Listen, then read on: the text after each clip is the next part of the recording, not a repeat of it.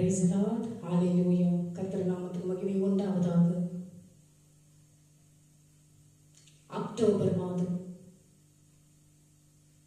19ஆம் தேதி கர்த்தர் நம்மை இம்மட்டமாக அழைத்ததற்காக நன்றி செலுத்தி அவரை நாம் ஆராதித்து துதித்து மகிழ்ந்து உள்ளத்தின் ஆழத்திலிருந்து அவரை நாம் கூப்பிட்டு நாம் என்னென்ன தேவைகளை நாம் ஆண்டவரிடத்தில் கேட்கின்றோமோ அதையெல்லாம் நாம் அனைவரும் ஆண்டவரிடத்தில் முழுமையாக நாம் அவரிடத்தில் ஒப்படைக்க வேண்டும்.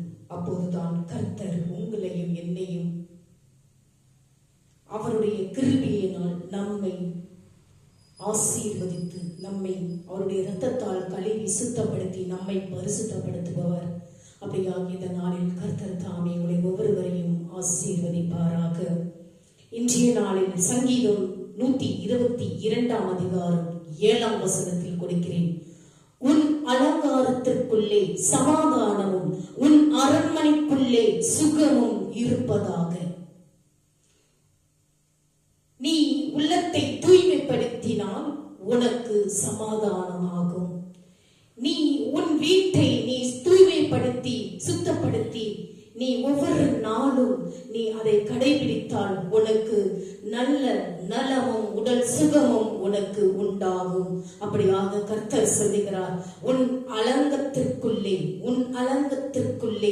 சமாதானமும் உன் அரண்மனைக்குள்ளே உன் வீட்டிற்குள்ளே நலமும் சுகமும் இருப்பதாக என்று கர்த்தர் சொல்லுகிறார்.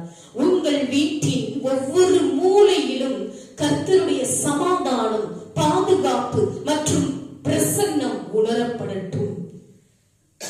அவருடைய ஆசீர்வாதங்கள் உங்கள் குடும்பத்தின் மீது ஏராளமாக பொழிவதாக. நீ ஆண்டவரை ஒவ்வொரு நாளும் தேடும் பொழுது கர்த்தர் உங்கள் வீட்டில் சமாதானம், சந்தோஷம் அனைத்தும் கொடுப்பவர். நீங்கள் ஏனோ தானா என்று உள்ளத்தில் இருந்து நீங்கள் உங்கள் அன்பை நீங்கள் பகிர்ந்து கொள்ளவில்லை என்றால், வெறும் வெளிவேஷமாக அந்த அன்பையை வார்த்தைகளை கொடுப்பதாக இருந்தால் உங்களுக்கு சமாதானம் கிடையாது, வீட்டில் நிம்மதி கிடையாது. ஒருவருக்கொருவர் நீங்கள் பசாசுகளோடு நீங்கள் வாழ்ந்து கொண்டிருக்கின்றீர்கள். இதைதான் சங்கீதம் 122ஆம் அதிகாரம் 7இல் கர்த்தர் இப்படியாக சொல்லுகிறார். உங்களுடைய வீட்டில் ஒவ்வொரு மூலையிலும் கர்த்தருடைய சமாதானம், கர்த்தருடைய கிருபை, கர்த்தருடைய ஆசீர்வாதம் இருக்கும். அப்படியாக இருக்க வேண்டும் என்றால் ஆண்டவருடைய ஆசீர்வாதங்களை உங்கள் குடும்பத்தின் மீது ஏராளமாக பொழியப்படும். நீங்கள் எத்தனை பேர் ஆண்டவரை நோக்கி கூப்பிடுகிறீர்கள்? ஆண்டவரை துதிக்க, ஜெபிக்க, ஆராதிக்க, அரவணைக்க 5 நிமிடம் போதுமானது. சிந்தித்து செயல்படுங்கள். குடும்பத்தில் பிரச்சனைகள், சண்டை சச்சரவுகள், சமாதானம் இல்லாமல், ஒற்றுமை இல்லாமல், பண பிரச்சனை, ஒருவருக்கொருவர் அன்பை, உண்மையான அன்பை பகிர்ந்து கொள்ளாமல் அந்த அன்பை தானே அடக்கிக் கொண்டு அழுத்தம் திருத்தமாக வாழ்ந்து கொண்டிருக்கின்றார்கள். இதனால் விளைவுகள் என்னவென்றால் உங்களுக்கு உடல் பாதிப்புகள் ஏற்படும். மறந்து விடாதீர்கள். அப்படியாக கர்த்தர் சொல்லுகிறார், என்னை நோக்கி கூப்பிடு, உனக்கு நான் தகுந்த பலனை தருவேன்.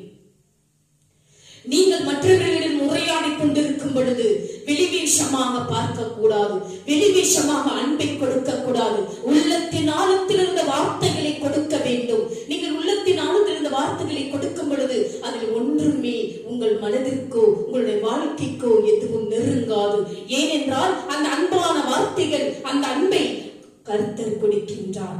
நாம் அவரிடத்தில் முதலாவதாக உண்மையான அன்பை நாம் செலுத்தும் பொழுது அவர் மனிதர்கள் மூலமாக நமக்கு அன்பை கொடுக்க அவர் ஆவலோடு காத்து கொண்டிருக்கின்றார். அப்படியாகத்தான் குடும்பங்களில் ஒற்றுமை இல்லாமல், சமாதானம் இல்லாமல், சந்தோஷம் இல்லாமல், கணவன் மனைவி சண்டை சச்சரவுகள், குடும்பங்களில் பெற்றோர்களுடைய சண்டை சச்சரவுகள், ஒற்றுமை இல்லாமல், சமாதானம், ஒருவருக்கு ஒருவர் பகிர்ந்து கொள்ளாமல் செல்லாமல், ஒருவருக்கொருவர் அன்பை எடுத்து செல்லாமல், ஒருவருக்கொருவர் உள்ளத்தில் மிகவும் அசுத்தாவிகளை அவர்கள் புகுந்து கொண்டு வாழ்ந்து கொண்டிருக்கின்றார்கள். அப்படிப்பட்ட மனிதர்கள் வாழ முடியாது.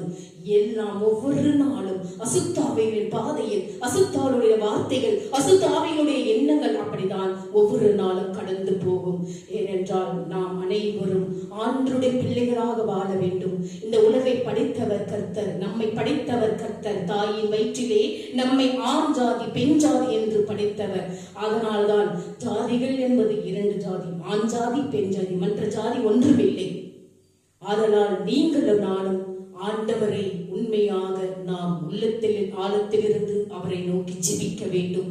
இந்த நாளில் நாம் ஆண்டவருடைய வார்த்தைகளை ஒவ்வொரு வார்த்தைகளும் கேட்கும் பொழுது, ஏன் நாம் மனிதர்களாக ஆண்டவருடைய பிள்ளைகளாக வாழ்ந்து கொண்டிருக்கும் பொழுது நமக்குள் பிரிவினைகள், பிரச்சனைகள், சண்டை சச்சரவுகள், பொறாமை பொச்சரிப்புகள், அகங்காரம், கொழுப்புகள், தெனாட்டுகள், திமிருகள், கர்வம், இதையெல்லாம் எடுத்து போட்டு என்னுடைய பிள்ளைகளாக நீங்கள் வாழ வேண்டும், என்னுடைய குடும்பமாக நீங்கள் வாழ வேண்டும், என் பாதையில் நீங்கள் செல்ல வேண்டும், என் பின்னே வாருங்கள் என்றார். அப்படியாக நாம் எத்தனை பேர் ஆண்டவருடைய பிள்ளைகளாக குடும்பமாக வாழ்ந்து கொண்டிருக்கின்றோம் என்று சிந்தித்து இனிவரும் நாட்களில் நாம் ஒவ்வொரு நாளும் ஆண்டவருடைய குடும்ப பிள்ளைகளாக வாழ வேண்டும். நாம் ஜெபிப்போம். அன்புள்ள ஆண்டவரே, என் வீட்டின் அலங்கத்திற்குள் உமது சமாதானம் ஆளுகை செய்ய வேண்டும் என்றும், என் வீட்டிற்குள் செழிப்பு பொங்கி வழிய வேண்டும் என்றும் நான் ஜெபிக்கிறேன். என் வாசஸ்தலத்தின் ஒவ்வொரு மூலையிலும் உமது பிரசன்னம் உணரப்படட்டும். உமது ஆசீர்வாதங்கள் என் குடும்பத்தின் மீது ஏராளமாக பொழியட்டும். இயேசுவின் நாமத்தில் நாங்கள் ஜெபிக்கிறோம் நல்ல தகப்பனே, ஆமென். இப்பொழுது நாம் அனைவரும் கர்த்தரை நோக்கி நாம் துதித்து மகிழ்ந்து பாடுவோமாக.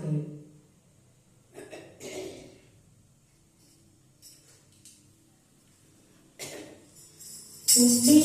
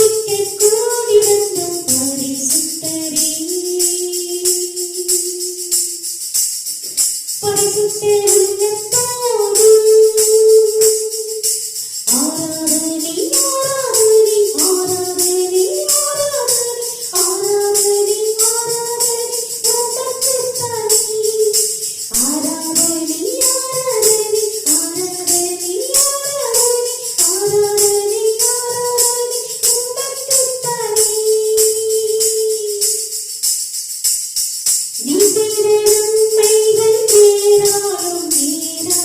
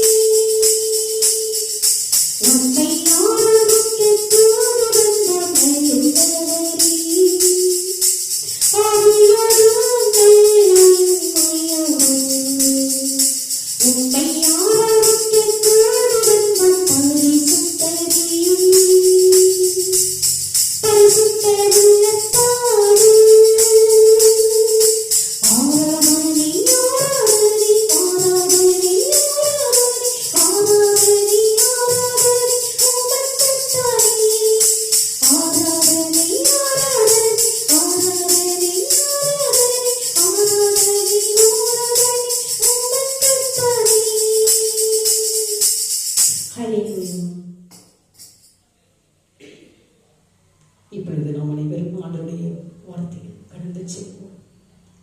ஆண்டவருடைய வார்த்தையானது ஜீவன் உள்ளது, உயிர் உள்ளது. இதை யாரும் மறுப்பதற்கு ஒன்றுமில்லை. கர்த்தருடைய வார்த்தைகளை நீங்கள் ஒவ்வொரு நாளும் படித்து பயன்பெற வேண்டும் என்று கர்த்தர் உங்களை ஒவ்வொருவரையும் ஆவலோடு எதிர்பார்த்து கொண்டிருக்கின்றார். அப்படியாக நாம் எந்த அளவிற்கு அவருடைய வார்த்தைகளை கேட்டு நாம் பயன்பெற்று ஒவ்வொரு நாளும் அவருடைய வார்த்தையின் பிரகாரம் வாழ்ந்து கொண்டிருக்கின்றோம் என்று நீங்கள் ஒவ்வொருவரும் சிந்தித்து செயல்பட வேண்டும். ஆண்டவருடைய வார்த்தைகளை நீங்கள் படித்து பயன்பெறுங்கள். நான் ஒவ்வொரு நாளும் உங்களுக்கு சொல்லிக் கொண்டே இருக்கின்றேன். ஆண்டவருடைய வார்த்தையில் ஜீவன் உள்ளது, உயிர் உள்ளது. இதை யாரும் மறுப்பதற்கு ஒன்றுமில்லை. ஏன் நீங்கள் ஆண்டவருடைய வார்த்தையை படித்து பயன்பெறவில்லை என்று நான் ஒவ்வொரு நாளும் உங்களுக்காக ஜெபித்துக் கொண்டே இருக்கின்றேன்.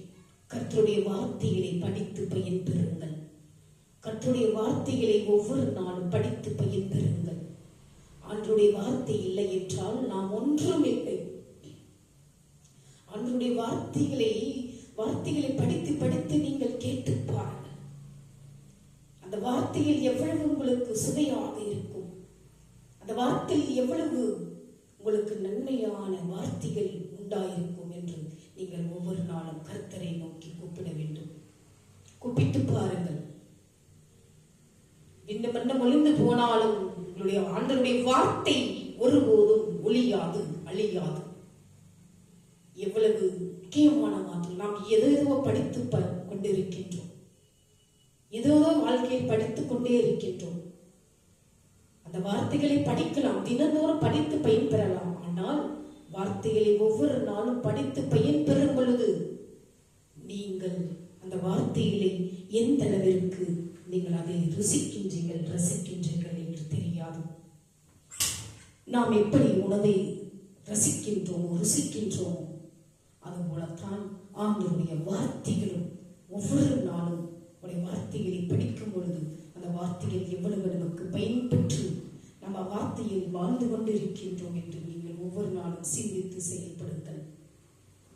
வாழ்க்கையில் நாம் எதை இழந்தாலும், எதை மறந்தாலும் ஆண்டவருடைய வார்த்தையை நாம் ஒருபோதும் மறக்கவும் கூடாது. ஆண்டவருடைய வார்த்தையை ஒருபோதும் நாம் படிக்காமல் வாழக்கூடாது. படிக்க வேண்டும், ஒவ்வொரு நாளும் படிக்க வேண்டும், படித்து பயன்பெற வேண்டும். படித்து பாருங்கள் கர்த்தருடைய வார்த்தை எவ்வளவு இனிமையானது என்று படித்து பயன்பெறுங்கள்.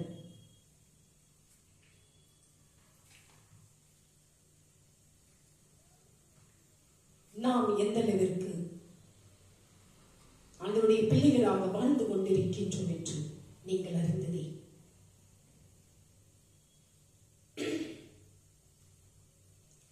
என்னை நேசிக்க யார் உண்டு, என் பாரத்தை மாற்ற யார் இருக்கிறார்கள் என்று கலங்கும் உன் மீது அன்புள்ள அக்கறையுள்ள ஒருவர் உண்டு.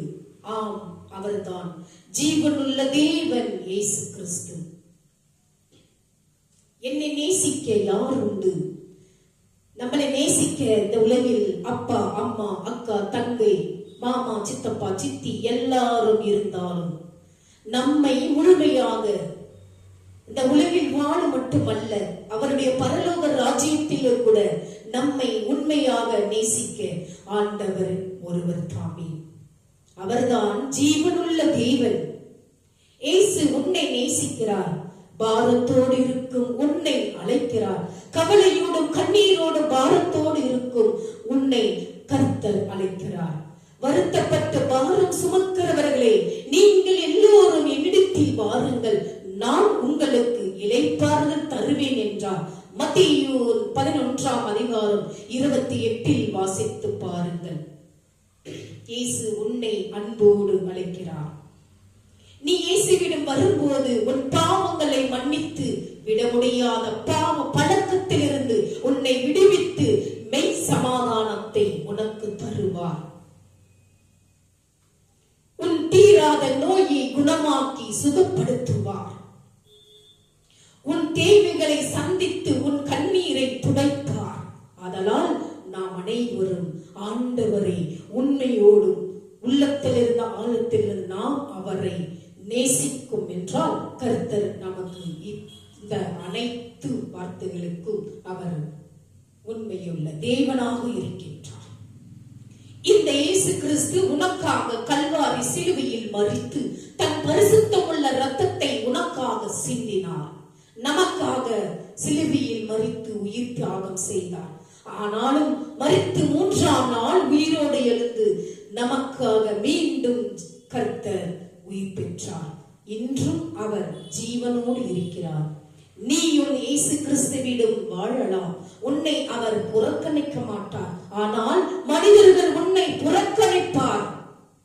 நீயும் இயேசு கிறிஸ்துவிடம் வரலாம். உன்னை அவர் ஒருபோதும் புறக்கணிக்க மாட்டார்.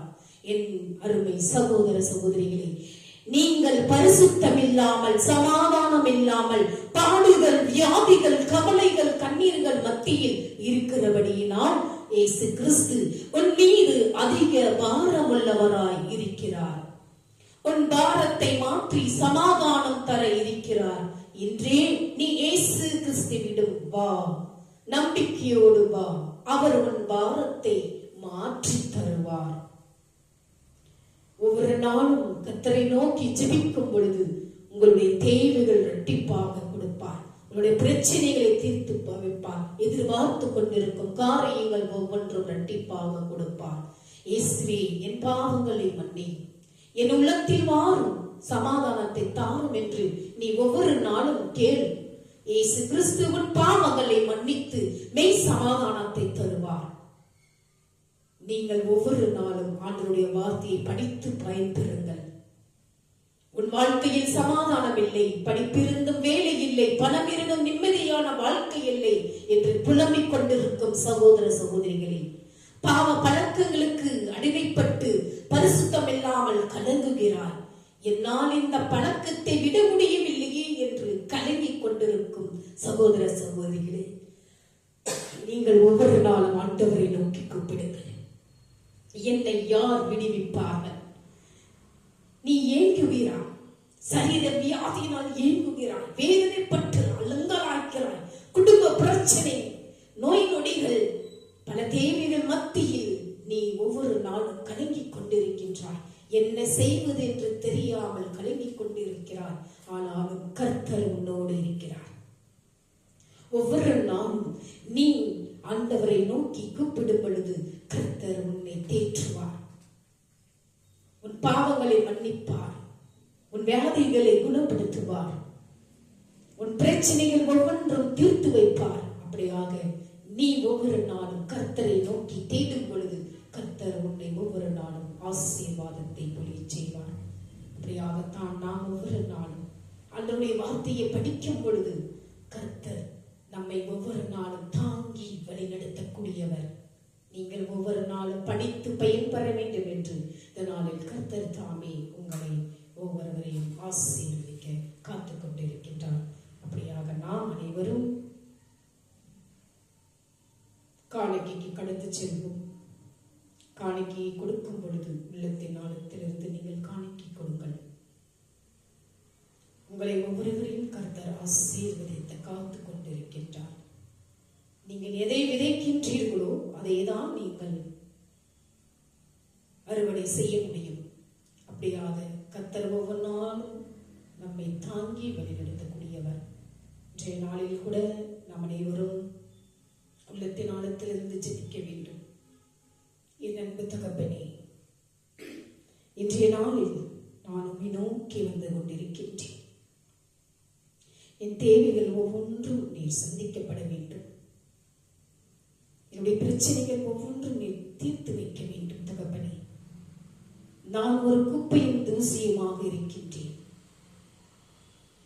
நான் ஒரு உடைந்த பாத்திரமாக இருக்கின்றேன். அதனால் என்னை ஒவ்வொரு நாளும் என்னை தாங்கி வழிநடத்துங்கப்பா.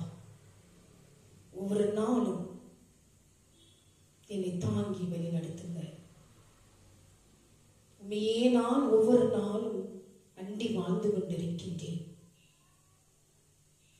இந்த உலகில் எதுவும் எனக்கு நிரந்தரம் இல்லையப்பா. நீர் ஒருவர் மாத்திரம் எனக்கு அப்பா. அப்படியாக நான் உண்மை வென்று எனக்கு இந்த உலகில் யாரும் இல்லை. நீர் ஒருவரே தகப்பன், நீர் ஒருவரே தேவன். அப்படியாக எங்களை நீர் படைத்திருக்கின்றீர். இதோ இந்த நாளில் கூட நாங்கள் உம்மை நோக்கி நாங்கள் வந்திருக்கின்றோம். அதனால் எங்களை உமக்கு அர்ப்பணிக்கின்றோம். இந்த நேரத்தில் எங்களை நாங்கள் முழுமையாக உம்மிடம் ஓடி வருகின்றோம் தகப்பனே. எங்கள் தேவைகள் ஒவ்வொன்றும் சந்திக்கப்படட்டும். எங்களுடைய பிரச்சனைகள் ஒவ்வொன்றும் தீர்த்து வைக்கப்படட்டும். நாங்கள் இந்த உலகில் வாழும் வரை உங்களுடைய பிள்ளைகளாக குடும்பமாக நாங்கள் வாழ அவளோடு இருக்கின்றோம். அப்படியாக இந்த நேரத்தில் நாம் அனைவரும் ஆண்டவரை நோக்கி ஜெபிப்போமாக.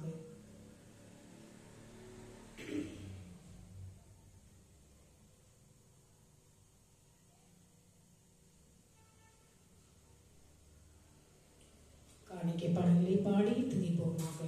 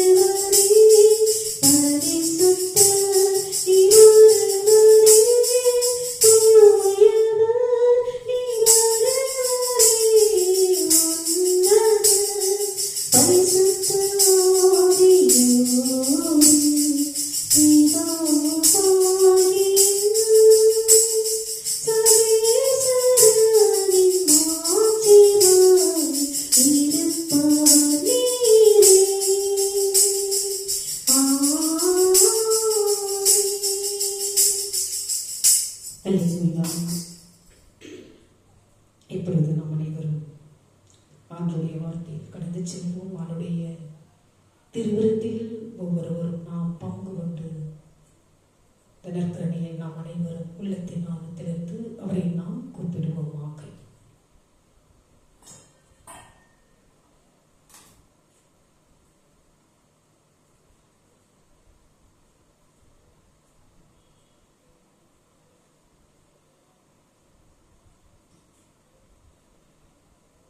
ஆண்டவரே, தூயவரான தந்தையே, என்றும் உள்ள எல்லாம் வல்ல இறைவா, எங்கள் ஆண்டவரான இயேசு கிறிஸ்துவின் வழியாக என்னாலும் எவ்விடத்திலும் நாங்கள் உமக்கு நன்றி செலுத்துவது மெய்யாகவே தகுதியும் நீதியுமாகும். எங்கள் கடமையும் மீட்புக்குரிய செய்யணுமாகும். ஏற்றுக்கொள்ள மெய்யான குருவாகிய அவர் நிலையான பலிமுறையை ஏற்படுத்தினார். மீட்பளிக்கும் பலிப்பொருளாக முதலில் தம்மையே உமக்கு ஒப்புக் கொடுத்து தம் நினைவாக நாங்கள் பலி செலுத்த வேண்டும் என்று கற்பித்தார். எங்களுக்காக பலியான அவருடைய திருவுடலை உண்ணும் போதெல்லாம் நாங்கள் வலிமை பெறுகின்றோம். அவர் எங்களுக்காக சிந்திய திரு ரத்தத்தை பருகும் போதெல்லாம் நாங்கள் கழுவப்பட்டு தூய்மை அடைகிறோம். ஆகவே வானதூதர் முதன்மை வானதூதரோடும் அரியணையில் அமர்வோர் தலைமை துவங்குவோரோடும் வான்படைகளின் அணிகள் அனைத்தோடும் சேர்ந்து நாங்கள் உமது மாட்சியை புகழ்ந்து பாடு என்றென்றும் செல்வதாக. ஆமென். நம் அனைவரும் அன்றைய திருவிருத்தில் பங்கு கொண்டு இதை ஒவ்வொருவரும் பகிர்ந்து கொள்வோமாக.